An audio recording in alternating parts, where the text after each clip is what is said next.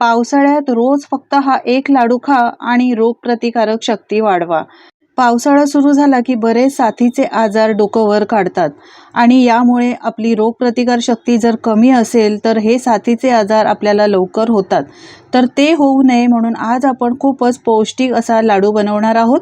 या लाडवामध्ये भरपूर प्रमाणात ऊर्जा, प्रथिने, जीवनसत्वे, खनिजे, शिवाय रोगप्रतिकारक शक्ती वाढवणारे घटक, हाडे मजबूत करण्यासाठी, केस सुधारण्यासाठी, त्वचा सुधारण्यासाठी आणि जर कॉन्स्टिपेशनचा त्रास असेल तर यामध्ये फायबर सुद्धा भरपूर प्रमाणात आहे. तर इतके असे हे पौष्टिक लाडू तुम्ही सुद्धा बनवून बघा. हे लाडू बनवण्यासाठी अजिबात गूळ किंवा साखरेचा वापर केलेला नाही. शिवाय हे लाडू 3 ते 4 महिने टिकतात. हे पौष्टिक लाडू बनवण्यासाठी सगळ्यात आधी आपण 1 वाटी शेंगदाणे घेणार आहोत. शेंगदाणे चांगले स्लो फ्लेमवर आपल्याला चटचट आवाज येईपर्यंत, यामधलं मॉइश्चर जाईपर्यंत, ओलावा जाईपर्यंत भाजून घ्यायचे आहेत. शेंगदाण्यामध्ये भरपूर प्रमाणात प्रथिने, प्रोटीन असल्यामुळे स्नायू मजबूत होतात. शिवाय हृदयासाठी चांगलं आहे कारण यामध्ये खराब कोलेस्ट्रॉल कमी करतात. त्यामुळे हृदयविकाराचा धोका कमी होतो. वजन नियंत्रणात राहतं. त्वचेसाठी सुद्धा खूप चांगलं आहे कारण यामध्ये आहे व्हिटॅमिन ई आणि अँटीऑक्सिडंट, जे त्वचेला निरोगी आणि चमकदार बनवते. शिवाय हे मधुमेहींसाठी सुद्धा खूप चांगले आहेत. शेंगदाणे चांगले भाजून घेतलेत, काढून घेऊया.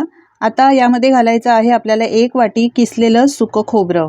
सुक्या खोबऱ्यामध्ये भरपूर प्रमाणात फायबर, मॅंगनीज, कॉपर, लोह असल्यामुळे पचनक्रिया सुधारते, हाडे मजबूत होतात आणि ऊर्जा मिळते. शिवाय रोगप्रतिकार शक्ती सुद्धा यामुळे वाढते. यामध्ये फायबर असल्यामुळे बद्धकोष्ठतेचा त्रास दूर होतो, लोहाची कमतरता कमी होते. यामध्ये तेलाचं प्रमाण भरपूर असल्यामुळे त्वचा निरोगी राहते, चमकदार राहते आणि आपल्याला शरीराला सुद्धा याचे भरपूर फायदे होतात. खोबरं आपल्याला चांगलं सोनेरी रंग येईपर्यंत आणि कुरकुरीत होईपर्यंत भाजून घ्यायचं आहे. जर हे कच्चं राहिलं तर लाडू आपले आहेत ते खवट बनतील, कुबट वास येईल त्याला. यासाठीच खोबरं भाजताना चांगलं एकदम स्लो फ्लेमवर कुरकुरीत होईपर्यंत भाजून घ्यायचं आहे. हे पहा, मस्त असा सोनेरी रंग आलेला आहे. यापेक्षा जास्त भाजायची गरज नाही. आता हे खोबरं सुद्धा काढून घेऊया आणि थंड करून घेऊया. आपण 1 चमचा तुपामध्ये फक्त हे लाडू बनवणार आहोत. 1 चमचा मी इथे तूप घातलेला आहे.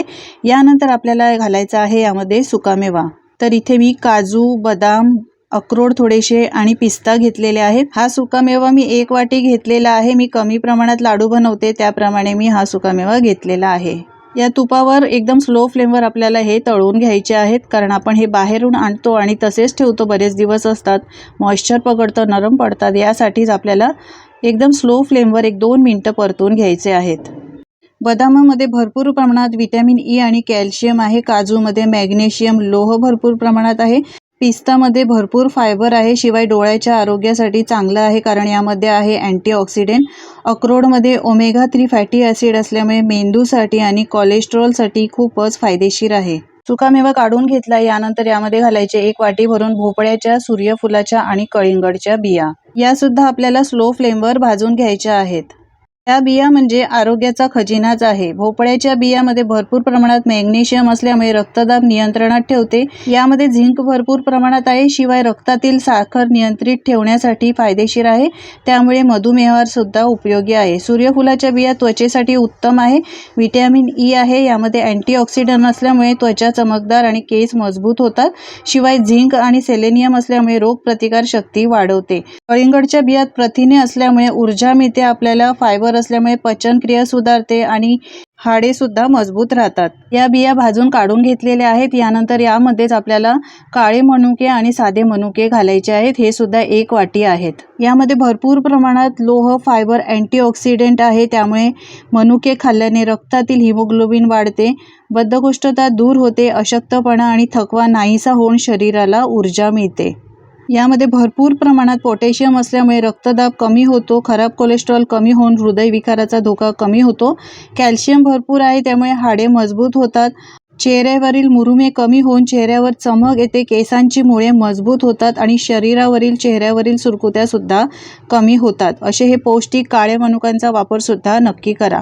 हे एकदम स्लो फ्लेमवर मी भाजून घेतले आहे. जास्त आपल्याला भाजून घ्यायची गरज नाही. तूप सुद्धा घालायची गरज नाही. जेवढं तूप होतं ना तेवढ्या तुपामध्येच आपल्याला हे 2-3 मिनिटं छान असं परतून घ्यायचं आहे. आता हे सुद्धा आपण काढून घेऊया. यानंतर एक मोठा चमचा मी इथे खसखस घेतलेली आहे. खसखससुद्धा एकदम स्लो फ्लेमवर अर्धा मिनटं भाजून घ्यायची आहे. जास्त वेळ भाजायची गरज नाही. खसखस खाल्ल्याने पचनक्रिया सुधारते, झोप येत नसेल तर झोप लागते, हाडे मजबूत होतात. यामध्ये ओमेगा 3 फॅटी ॲसिड्स आणि फायबरचे प्रमाण भरपूर आहे, त्यामुळे हृदय निरोगी ठेवते आणि शरीराला खसखस थंड ठेवण्याचे कामसुद्धा करते. खसखस मी भाजून घेतलेली आहे. आता ही सुद्धा काढून घेऊया. यानंतर यामध्ये घालायचं आहे 1 वाटी भरून घेतलेलं आहे मी इथे गव्हाचं पीठ. गव्हाचं पीठ घेताना अजिबात मी चाळून घेतलेलं नाही, असंच घेतलेलं आहे वाटीभर. कारण यामध्ये असतो कोंडा आणि कोंड्यामध्ये भरपूर प्रमाणात फायबर असते, जे आपल्या शरीरासाठी आणि पचनासाठी खूपच फायदेशीर असते. यासाठी गव्हाचं पीठ आहे ते चाळून घ्यायचं नाही. गहू दळायला देताना चांगले व्यवस्थित निवडून घ्यायचे आहेत आणि चपात्या बनवताना सुद्धा कोंड्यासहित आपण याच्या चपात्या बनवायच्या आहेत. गव्हाचं पीठ एकदम स्लो फ्लेमवर आपल्याला भाजून घ्यायचं आहे. यामध्ये अजिबात मी तुपाचा वापर केलेला नाही. यासाठी स्लो फ्लेमवर आपल्याला हे भाजून घ्यायचं आहे, चांगला याचा रंग सोनेरी येईपर्यंत. तुम्ही गव्हाच्या पिठाऐवजी नाचणीचं पीठसुद्धा वापरू शकता किंवा गव्हाचं पीठ नको असेल तर फक्त सुक्या मेवापासून तुम्ही हे लाडू बनवू शकता. पण यामध्ये कोंडा असल्यामुळे पचनासाठी हे खूपच चांगलं आहे, यासाठीच मी याचा वापर केलेला आहे. गव्हाच्या पिठाचं पाहू शकता रंग बदललेला आहे, मस्त असा ब्राऊन म्हणजे सोनेरी रंग आलेला आहे. तर आता हे पीठसुद्धा आपलं भाजून झालं आहे. जसजसं हे पीठ भाजत येतं ना तसं याला मस्त असा सुगंध यायला लागतो. तर छान असं भाजून झालेलं आहे. गॅसची फ्लेम बंद करून मी परत एकदा परतून घेतलं आहे, कारण गॅसची फ्लेम चालूच ठेवली तर तवा किंवा पॅन किंवा कढई गरम असल्यामुळे करपू शकतं. यासाठी 1 मिनिटभर आपण गॅसची फ्लेम बंद करून परतून घ्यायचं आहे आणि हे काढून घ्यायचं आहे. यानंतर आपण गूळ किंवा साखरेचा वापर करणार नाही आहोत, तर यामध्ये आपण खजूर घालणार आहोत. तर इथे मी 200 ग्रॅम बिया काढलेल्या खजूर घेतलेल्या आहेत. हे बिया काढलेले खजूर सुपर मार्केटमध्ये मिळतात किंवा तुम्हाला बिया सकट मिळाले तर बिया काढायचे आणि त्यानंतर असे हे खजूर घ्यायचे आहे. आता खजूर गरम करून घ्यायचे आहेत एकदम स्लो फ्लेमवर, कारण असतात ते कडक. आपण हे मिक्सरमध्ये घालून बारीक करणार आहोत. यासाठीच आपल्याला थोडेसे नरम होईपर्यंत परतून घ्यायचे आहे, म्हणजे ते पटकन मिक्सरमध्ये वाटले जातात. तुम्ही पाहू शकता हे किती कडक आहेत. असे हे सेपरेट करून घ्यायचे आणि स्लो फ्लेमवर आपल्याला 2-3 मिनटं फक्त असे परतून घ्यायचे आहेत. खजूरमध्ये भरपूर प्रमाणात फायबर आहे, यामध्ये आहे लोह, त्यामुळे केस गळती असेल, जर तुम्हाला रक्ताची कमतरता असेल, हिमोग्लोबिन कमी असेल तर असे हे खजूरसुद्धा खाल्ले पाहिजे. व्यवस्थित असं मिक्स करत राहायचं आहे, म्हणजे ते पटकन नरम होतात. एक 2-3 मिनटं परतून घेतलेत, काढून घेऊया.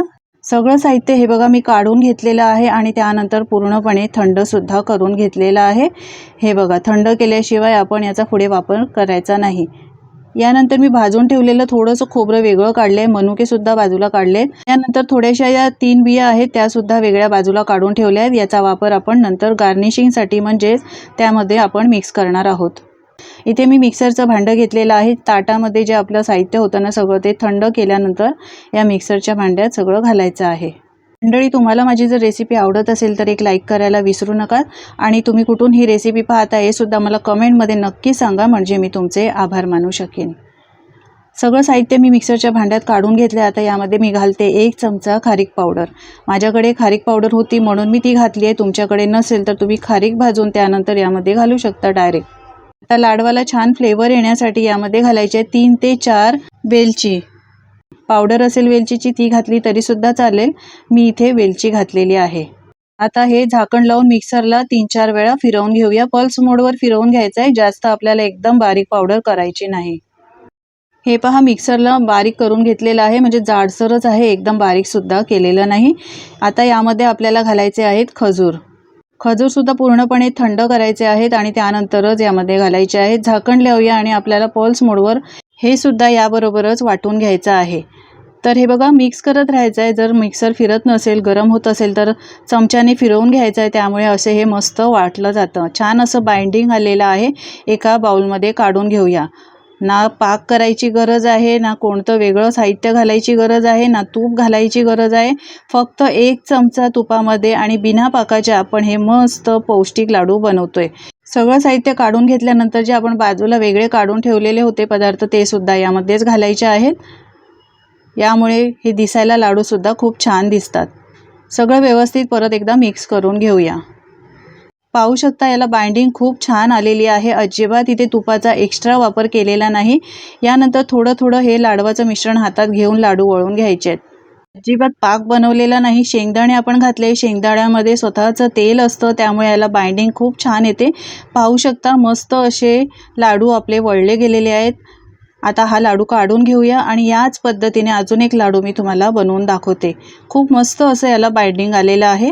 तुम्हाला वाटलं जर लाडू वळले जात नाही तर 1 चमचा तूप इथे गरम करून घालू शकता.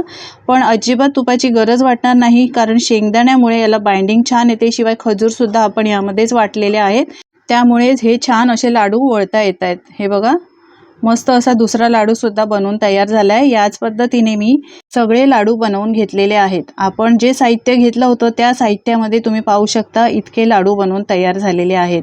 चवीला खरंच खूप छान झाले होते. तुम्हाला डायबिटीज असेल तर तुम्ही खजूरचा वापर करू नका. जर तुम्हाला डायबिटीज असेल तर तुम्ही इथे खडी साखर येते ना, धागेवाली मिश्री म्हणतात त्याला, त्याचा वापर करू शकता. त्यामुळे तुम्ही हे लाडू खाऊ शकता. तर पावसाळ्यात तुम्हाला सुद्धा निरोगी राहायचं असेल, रोगप्रतिकारक शक्ती वाढवायची असेल, तर असे हे पौष्टिक आरोग्यदायी लाडू आणि 3 ते 4 महिने टिकणारे लाडू तुम्ही सुद्धा या पद्धतीने एकदा बनवून बघा आणि खाऊन बघा. बनवून बघितल्यानंतर तुमचे अनुभव माझ्यासोबत नक्की शेअर करा. अशाच पौष्टिक लाडवांची रेसिपी मी अपलोड केलेली आहे. एकदा ते सुद्धा नक्की पहा. सगळ्यांची लिंक मी डिस्क्रिप्शनमध्ये दिलेली आहे.